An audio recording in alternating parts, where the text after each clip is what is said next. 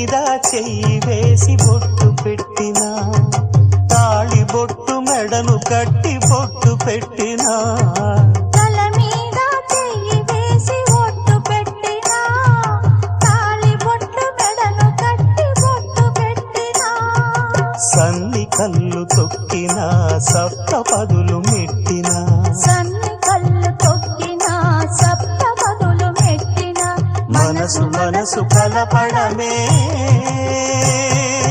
మంత్రం పరమార్థం.